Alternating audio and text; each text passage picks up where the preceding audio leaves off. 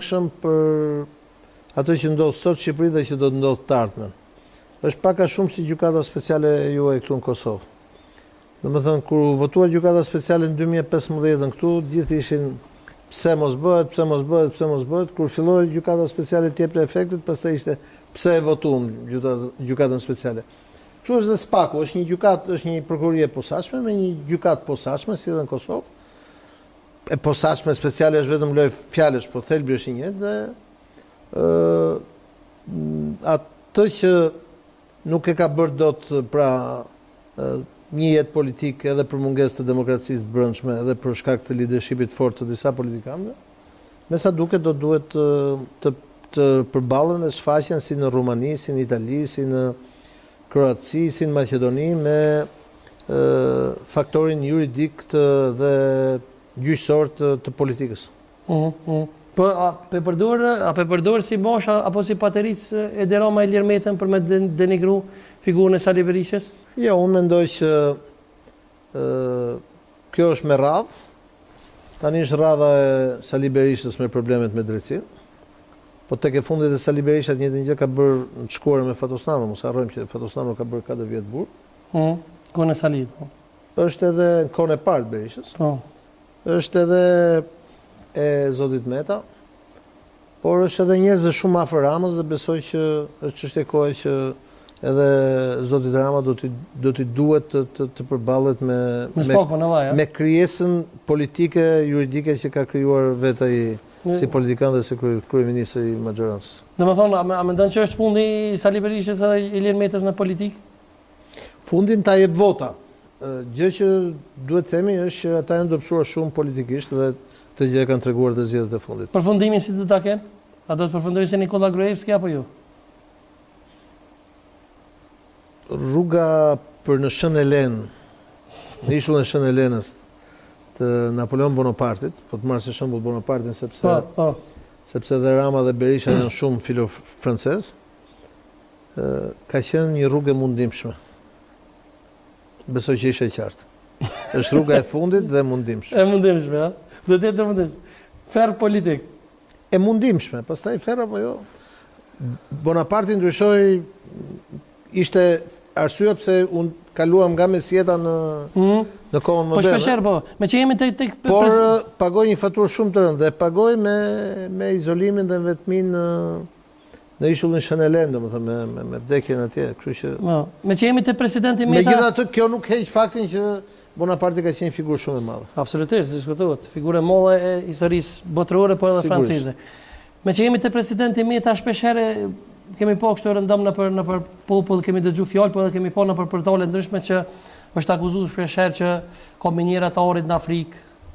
Ka qenë njeriu që i ka hap, domethënë thesarin e shtetit, ka ikë gjysmën e pasënisë e ka lënë miku i tij Beskallakut. Fliten këtu, a?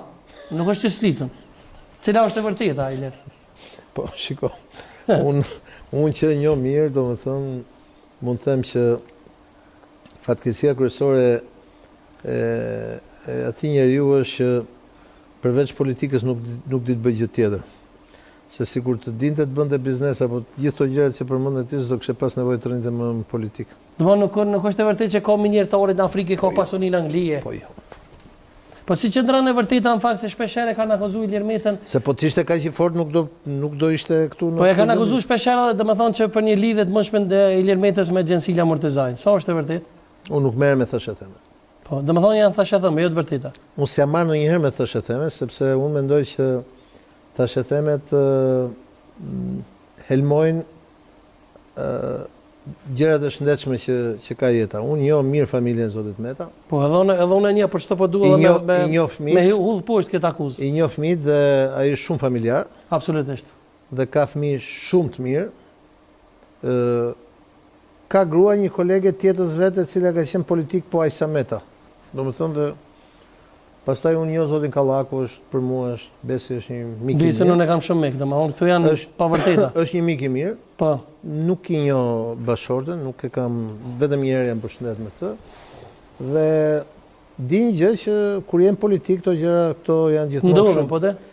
Unë kam dëgjuar për shembull, nëse ju kujtohet ju kur unë bëri martesën e dytë Fatosnano. Shumë Gjoana Nano është mosha ime dhe ne përveç marrëdhënieve politike të tjera kishim dhe shumë miqësi me njëri tjetrin dhe unë dëgjoja broçkulla çdo ditë nëpër rrugë dhe kështu fantazi nga këto që merreshin me një femër e cila ishte e re, e bukur, e zonja, punëtore, por ishte gruaja e kryeministit. Por tash që s'është më kryeminist zoti Nano nuk merret më kush me të. Kush me ta, absolutisht. Kështu që unë mendoj që kjo lidhet me Prandaj gjithë portalet ju bëjmë dije nga sonte që mos mirën me bruçkulla, me lajme të pavërteta se unë për vetë e kam shumë me Ilir edhe e di që është njëri shumë familjar. Prandaj ta bona pyetje. Shiko, unë po për me ik dilemat. Unë e njoh për shumë familjar. Edhe unë e njoh çashtu. Dhe i njoh fëmijët e tij, i njoh babain, i njoh bashorten, i njoh familjen. Marrëdhëniet njerëzore politike ndonjëherë janë shumë, ndonjëherë janë pak. Në këtë moment thash marrëdhëniet nuk ekzistojnë, por unë dua të them që dy vajzat e tij dhe djali i tij janë shembull se si mund të rriten fëmijët e jo vetëm një politikan. Për ish presidentin Ilir Meta. Mu po vjen mirë që ti edhe pse s'let momentan pendon të vërtetë me neve sonte. Po unë shiko, duhet të jemi realist në jetë ne ndajmë një periudhë bashkë, mund të mos ndajmë një periudhë bashkë dhe ajo është prap historia e vetë, nuk mund të mohojmë dot historinë tonë personale, sepse atëherë si bie që në radhën e ardhshme, domethënë unë miqti kam miq, pastaj mund të rrish edhe vite pa i takuar, po i kimi, pastaj është tjetër gjë ç'mendoj unë për. Sigur për shembull që e ki Raimin.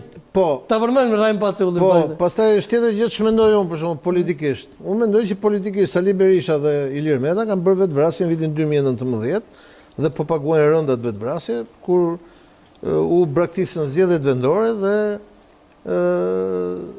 parlamenti. Tash zoti Meta thot fajin e ka pas Monika. Saliu thot fajin e ka pas Lulit, de facto këta ishin dy liderët, këta ishin njerëzit e pjekur, kupton?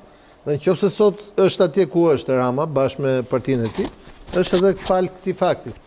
Kjo gjë mua nuk më bën të mohoj faktin për shkakun që Sali Berisha është nga politikanët më të ditur që un kam njohur dhe kam takuar. Çashtu edhe unë. Pra është një burr erudit. Por a e ka bërë Sali Berisha këtë gabim? Sigurisht e ka bërë. Në një emision të Arjan Çani para disa muajsh, i kam bërë dy pyetje. I kam thënë, doktor, a i ke rënë pishman 2008-ës? Marrëveshjes së madhe që bëre me Ramën dhe shkatërrove sistemin juridik dhe kushtetues të Shqipërisë? Jo, tha, si kam ra, tha. Unë tha nejta 2 mandate në pushtet, ai kur i bëri 2 mandate kur erdhi për i tretin nuk e respektoi dhe netin pushtet. Dhe unë e pas tash, fal, ky njeri është kaq naiv, ka menduar se do ikë tjetër nga pushteti vet. Dhe e dyta i thash, kemi qenë unë, ti dhe ish kryetari i parlamentit Italisë në tavolinë bashkë, Pier Ferdinando Casini dhe Tritan Sheu.